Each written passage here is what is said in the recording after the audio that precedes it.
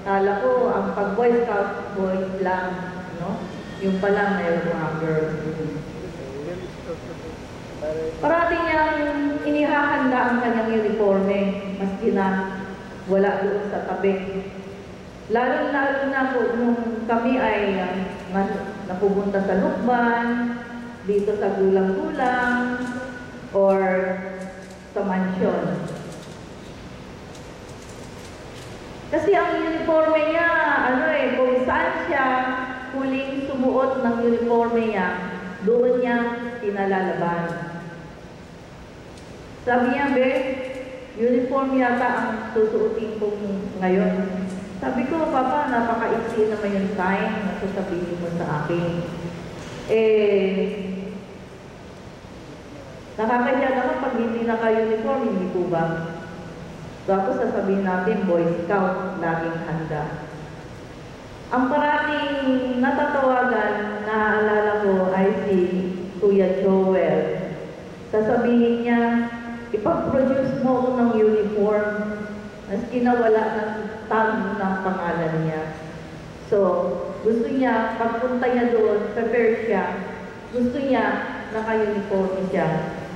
So, pati yung kanyang handkerchief ay talagang ano pa papakulay ang susutin. Sabihin mo lahat na lang kumpletohin kasi hindi mo may produce ng instantly. Hindi bali mo na sa Manila, madali eh. May produce ko kung ano set. Kaya marami siyang set ng Boy Scout. May bulaklak at mayroong wala. May plain at may mas light at dark. So marami na siyang set ng Boy Scout uniform. Hindi katulad ko, isa lang ang set ng uniform ko, Girl Scout, isa lang. So yung kadalasan pa, hindi ako nakakasama sa kanya. Dahil sasabihin niya, hindi ko kasi alam kung hanggang anong oras kami. Mayroon tayong mga Boy Scout na full day, 3 days, and 2 nights, mga ganun po. Hindi niya pinalalagpas na hindi siya makaka-attend. Kaya mayroong minsan, hindi na hating gabi madaling araw na yon, basta makarating siya. Ang mga Boy Scout naman laging handa Maski natulog sila, gigising sila.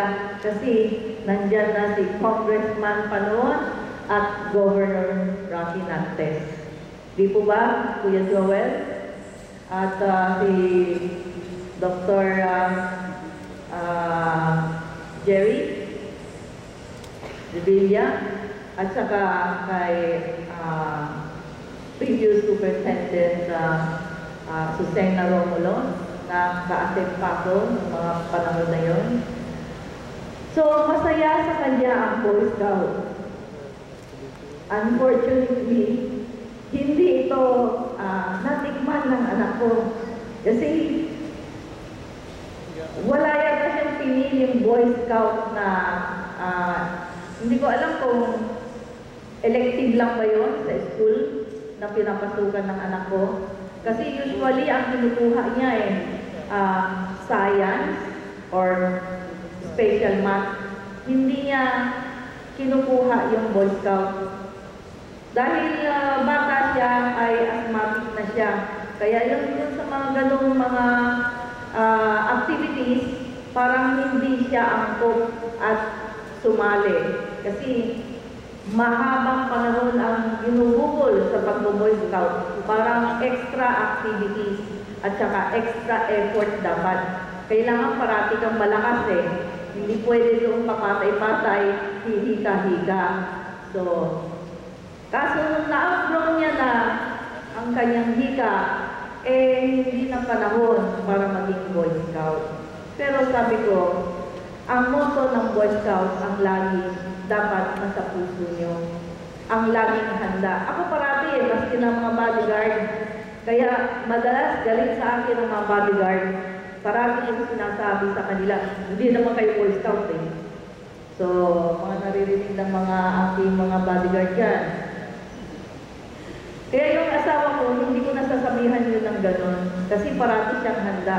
Whatever na kailangan, mabilis niya na ipoproduce. At isa pa, dahil sa sinabi ni Kuya Carlo din na ang husband ko is very sweet and very thoughtful, ano? Hindi ako madalas na sumasama sa kanya dahil maraming mga kumakamay at kumahalik. Kasi pagkasama ako, hindi sila makahalik hindi sila makaporma.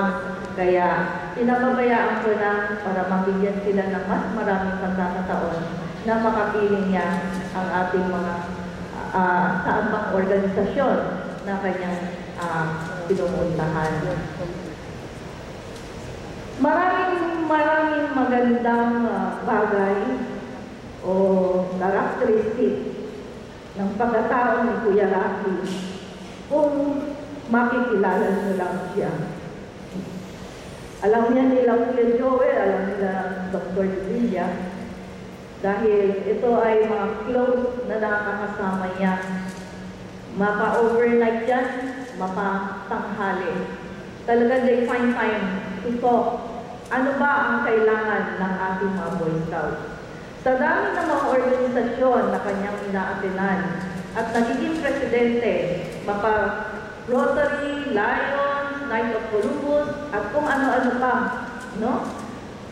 Ang isa sa pinaka-love niyang organisasyon na inaatenan ay itong Boy Scouts of the Philippines. Kasi halos buong Pilipinas na ang nilibot niya dahil lang dito sa Boy Scouts. Kasi usually, ang nalilibot ng politiko ay ibang bansa. Pero dahil sa council siya or member siya ng Boy Scouts of the Philippines, ay lahat ng mga lugar na malalayo ay narating na niya dahil lamang sa mga training, seminars na kanyang inaatenan. Kulang ang aking na maaring ibahagi sa inyo. Pero yung mga taong nakakakilala, katulad nila Art, nila Ray Perejo, yung kanyang mga brands, mga co-mason, kilala nila kung sino talaga si Rafi. Si Rafi ay ipaglalatag ka ng ispitan.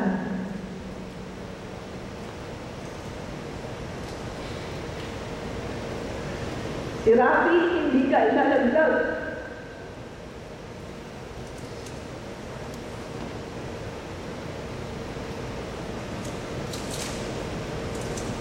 Si Rafi ay isang masayang tao. Kahit na anong lungkot mo, makikita mo masaya siya.